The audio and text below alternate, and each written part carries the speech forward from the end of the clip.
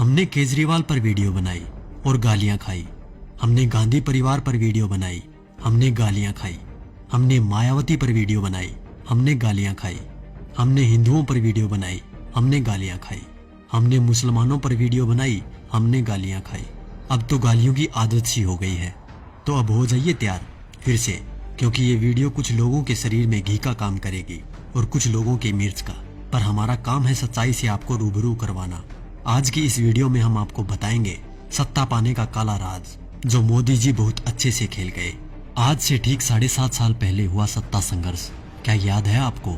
उस संघर्ष में भाजपा पर कब्जा जमाने के लिए आडवाणी और मोदी के बीच एक युद्ध छिड़ा था। सुलह समझौता राजनाथ सिंह ने करवाया था। नितिन गडकरी ने भी महत्वपूर्ण भूमिका अदा की थी।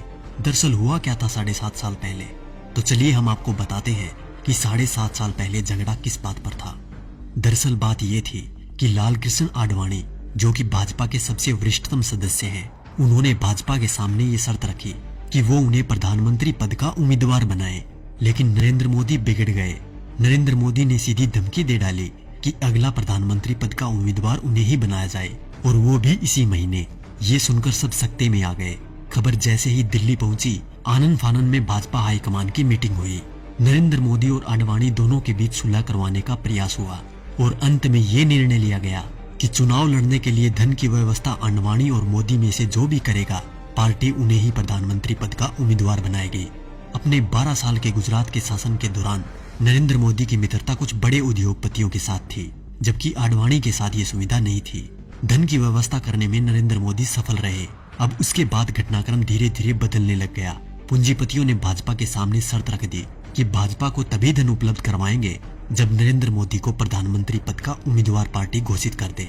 भाजपा को पूंजीपतियों के दबाव के आगे झुकना पड़ा और नरेंद्र मोदी को प्रधानमंत्री पद का उम्मीदवार बनाना पड़ा। आडवाणी नाराज होकर कोप भवन में बैठ गए। उसके बाद धीरे धीरे घटनाक्रम बदला। लोकसभा चुनाव प्रचार के दौरान मुकेश अंबानी ने देश में 22 चैनल खरीद लिए। इन चैनल को ये निर्देश था कि वो दिन रात मोदी का प्रचार करे, उनकी रैलियों के भाषण लाइव टेलीकास्ट करे और समस्त विपक्षी नेता यानी आज के विपक्षी नेताओं पर तंज कसने के लिए कहा गया। मायावती, अखिलेश, केजरीवाल, राहुल गांधी, सोनिया गांधी, लालू समेत तमाम नेताओं पर तंज कसने के लिए कहा गया।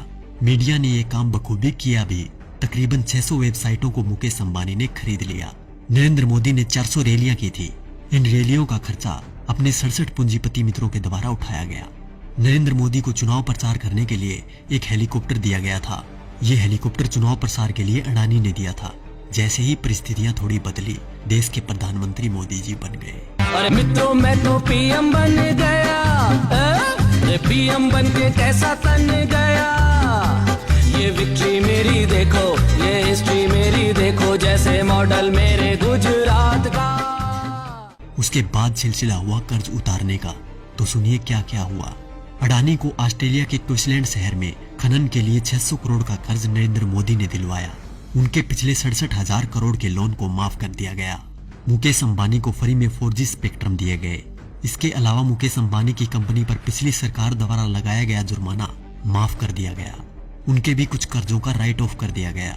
दैनिक जागरण अखबार ने लोकसभा प्रचार के दौरान नरेंद्र मोदी का बखूबी साथ दिया था, इसलिए इस अखबार के मालिक को मोदी जी ने राज्यसभा में सांसद बना दिया। दैनिक भास्कर अखबार, जिसके मालिक वेदांता कंपनी है, उसको मोदी जी ने छत्तीसगढ़ में कोयले की खदान दिलवा दी। जी न्यूज, जिसने दिन रात नरेंद्र मोदी का प्रचार किया और आज भी कर रहा है, उसके मालिक सुभाष चंद्रा को भाजपा ने राज्यसभा सांसद बना दिया।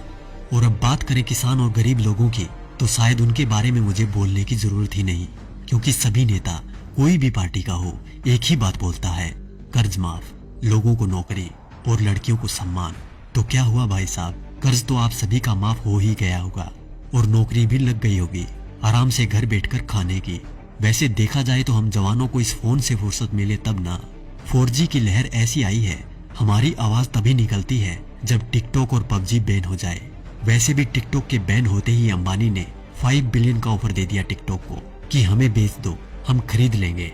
और रही बात PUBG मोबाइल गेम की, तो PUBG बैन होते ही खबर आई कि हम 4G गेम मैदान में उतार रहे हैं। अच्छी बात है, मेक इन इंडिया होना भी चाहिए, पर शायद अब इस गेम से युवा गलत दिशा में नहीं जाएंगे, क्योंकि इसको गंगा के जल से धोकर लॉन्च किया जाएगा। तो देखा दोस्तों, ये थी खबर। बाकी जो मीडिया दिन रात आपको दिखाता है वो तो सिर्फ उसका प्रचार है। साथियों, ये खबर हर फोन में होनी चाहिए जिससे कि बीजेपी की इस करतूत का सबको पता चल जाए।